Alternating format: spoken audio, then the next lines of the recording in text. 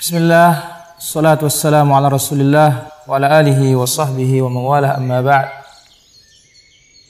Kaum muslimin yang dirahmati Allah subhanahu wa ta'ala, ketahuilah bahwasanya seorang hamba Allah azza wa jalla, dia berdiri di antara dua hal, di antara kesabaran dan syukur kepada Allah subhanahu wa ta'ala. Ketahuilah bahwasanya dua hal ini tidak pernah akan terpisahkan. Entah Allah subhanahu wa ta'ala akan menguji hambanya, maka dia akan bersabar, dan itu lebih baik bagi dia. Atau Allah subhanahu wa ta'ala akan memberikan hambanya nikmat dan dia bersyukur, maka itulah yang terbaik bagi dia. Oleh karena itu para ulama salaf rahimahumullah ta'ala telah mengatakan, al-imanu nisfan. Iman itu ada dua bagian. Nisfu sabrin wa nisfu syukrin. Separuhnya adalah sabar dan separuhnya adalah bersyukur kepada Allah subhanahu wa ta'ala. Kenapa dikatakan iman itu dua bagian? Separuhnya adalah sabar, kemudian separuhnya pula syukur. Ketahuilah bahwasanya iman terdiri dari tiga perkara. Qaulun wa amalun wa niyah. Ucapan, perbuatan, dan niat. Kita taat kepada Allah subhanahu wa ta'ala, inilah bentuk seorang syukur kepada Allah azza wa jalla. Maka telah dikatakan, yang dikatakan syukur itu adalah huwa ta'atul mun'im, taat kepada Allah subhanahu wa ta'ala, kepada sang pemberi nikmat, yaitu Allah subhanahu wa ta'ala. Oleh karena itu dua perkara ini, antara sabar dan syukur, telah disebut dalam Al-Quran dalam 4 ayat. Kesemua ayat ini selalu digandengkan dua perkara ini. Sebagaimana Allah subhanahu wa ta'ala sebutkan, inna fi dzalika laayatin likulli sabarin syakur. Sesungguhnya pada yang demikian itu ada tanda-tanda kebesaran Allah subhanahu wa ta'ala.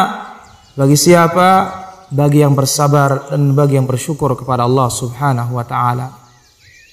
Oleh karena itu Nabi SAW mengingatkan sahabatnya Mu'adz radhiyallahu an akan pentingnya kita mensyukuri nikmat Allah azza wa jalla. Sejak kita bangun tidur sampai kita tidur kembali, kita terbolak-balik di atas nikmat Allah azza wa jalla. Kita berpindah dari satu nikmat ke nikmat yang lainnya. Maka tidakkah kita ini pantas menjadi orang yang bersyukur kepada Allah subhanahu wa ta'ala? Oleh karena itu sangat banyak kita temukan beberapa kondisi kita dianjurkan mengucapkan alhamdulillah, alhamdulillah, alhamdulillah. Ketika kita masuk WC, kita ta'awudz, minta perlindungan kepada Allah azza wa jalla. Keluar darinya kita mengatakan alhamdulillah, kita mengatakan ghufranak, ampunanmu ya Allah. Karena apa? Tidak dikatakan alhamdulillah, tetapi mengatakan ghufranak, ampunanmu ya Allah. Karena nikmat itu sudah enak masuknya, keluarnya juga enak. Jangan-jangan kita kurang bersyukur kepada Allah subhanahu wa ta'ala. Maka kita dituntut untuk menutupinya dengan meminta ampunan kepada Allah subhanahu wa ta'ala. Oleh karena itu kita selalu berdoa kepada Allah dan meminta kepada Allah azza wa jalla dengan kenikmatan dari ujung rambut kita ya sampai ujung kaki kita, semuanya nikmat Allah subhanahu wa ta'ala. Kita bernapas dengan nikmat Allah, kita bisa makan dengan nikmat Allah, semuanya dengan nikmat Allah subhanahu wa ta'ala. Maka oleh karena itu Rasulullah sallallahu alaihi wasallam mengajarkan sahabatnya Mu'adz radhiyallahu anhu, beliau mengatakan wasiat yang sangat indah, yaitu beliau berkata sallallahu alaihi wasallam, la tada'anna fi duburi kulli salatin, janganlah engkau melupakan setiap penghujung salat, Allahumma a'inni ala dzikrika wa syukrika wa husni ibadatik. Ya Allah, bantulah aku untuk menyebutmu dan berterima kasih kepadamu dan memperindah ibadahku kepadamu ya Allah. Beruntunglah orang-orang bersyukur atas nikmat Allah Azza wa Jalla. sedikit maupun banyak.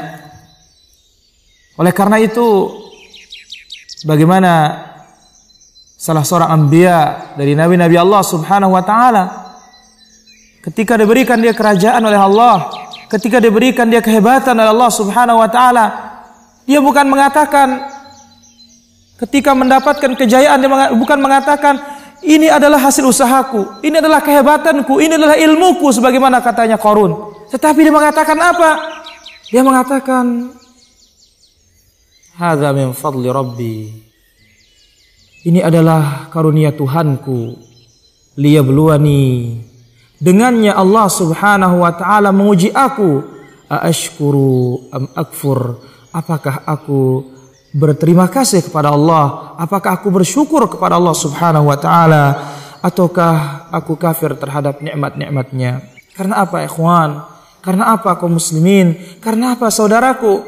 Ketahuilah bahwasanya nikmat Allah Azza wa Jalla, rahasia, dia akan terus menerus ada pada hambanya atau ada pada seorang hamba ketika sang hamba mampu mensyukuri nikmat tersebut. Sebagaimana Allah Azza wa Jalla sebutkan dalam Al-Quran, Allah berfirman, la in syakartum la azidannakum wa la in kafartum inna adzabi lasyadid. Jikalau kalian berterima kasih, maka aku akan tambah nikmatku. Namun jikalau kalian kafir, maka azabku sangat pedih. Wal iyadzu billah. Itulah dia gambaran sebagai peringatan bagi kita bahwasanya rahasia nikmat akan ditetapkan oleh Allah, dan nikmat itu akan ditambah oleh Allah Azza wa Jalla ketika sang hamba mampu untuk mensyukurinya. Dan syukur yang paling besar adalah mentauhidkan Allah, beribadah kepada Allah Azza wa Jalla. Dan itulah dia cerminan yang dicontohkan oleh Rasulullah sallallahu alaihi wasallam ketika beliau selalu salat malam sampai kaki beliau bengkak. Maka Aisyah radhiyallahu anha mengatakan, wahai Rasulullah, kenapa engkau harus seperti ini padahal Allah Subhanahu wa taala telah mengampuni dosamu yang telah lalu dan dosamu yang akan datang? Apa jawaban Nabi alaihi salatu wasallam? Afala akun 'abdan syakura? Tidakkah pantas aku ini menjadi hamba yang bersyukur kepada Allah Subhanahu wa taala? Aqulu qouli hadza wallahu taala a'lam.